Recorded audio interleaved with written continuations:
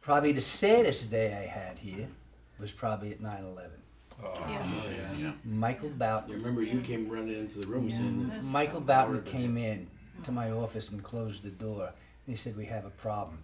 And I just turned around and said, "Michael, is there some problem with the train?" And I thought maybe some kid took over. I thought the prep kids took over a train. I said, kids maybe probably took over a train and we're going to hold it hostage. But he said, no, a plane crashed into there was an accident at the World Trade Center. And he just said a plane hit the World Trade Center. And I looked outside and I said, what do you mean? But the guy couldn't see the towers? And he said, no, this is different.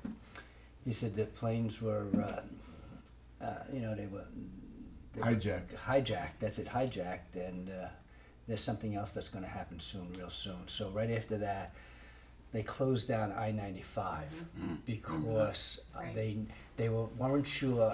They needed emergency equipment on I-95, and also President George Bush's daughter was at Yale, and they had to get her out of Yale right away. So they closed it down, and then we got a TV. We got a TV on the cart. We got a TV in the cart, and we started, and everybody started watching it.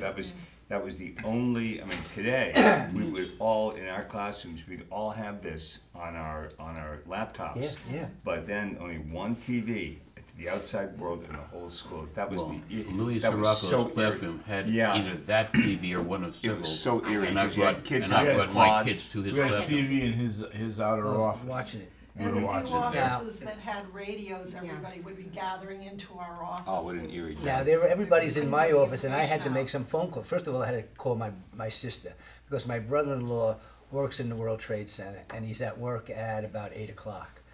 And he had a meeting, and there were some people within the corporation that were going to meet, and I called her, and she said, "John, I don't know where he is." What he did was, he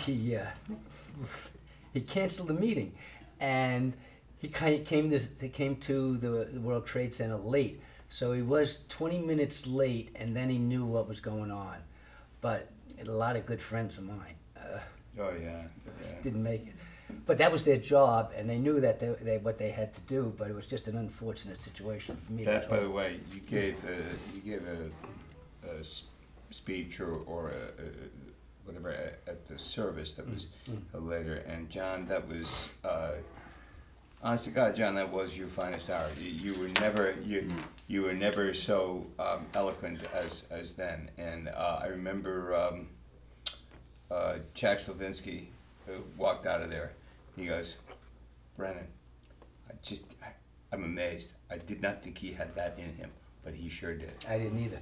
And I had no idea. You know, like Jim Hedman says, "Listen, could you talk about that experience?" And I just said, "All right." I mean, the other eerie thing was the mothers coming, snatching kids. Oh, So yeah. we had a whole yeah. school. We had a whole school in the morning, Yeah. and by the afternoon, Dribbles out, right? And I just remember standing there in the window of my classroom, looking down the quad.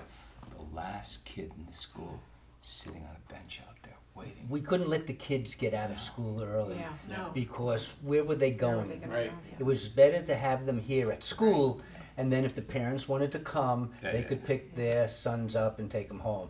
But they couldn't use I-95. Yeah. I So- took some kids home with. I took Yeah. some of Michael's friends Yeah. home who lived downtown in the Stafford area because they weren't. Where they weren't gonna schools get were home. let out early, kids are floating around, walking around, not going home, but you know. And She was cell phones the weren't that telephones were going prevalent off. Yeah. But they Every still had 15 them. seconds. And Yeah, they every- had As I was them, but sitting I by can one. also remember, and really this was a shining hour for the administrative offices as well. You just all pulled together. If a boy needed to contact a parent or a relative, did not have a way to do it, you pull them in, sit them down, okay, what's your number, blah, blah, blah. And we just had waves and waves of kids coming into the office. Every time I saw a kid go into the bathroom alone, I'd send somebody else in there because I thought if this kid is going to You're get right. some bad You're news, right. I want somebody there with Yeah. him.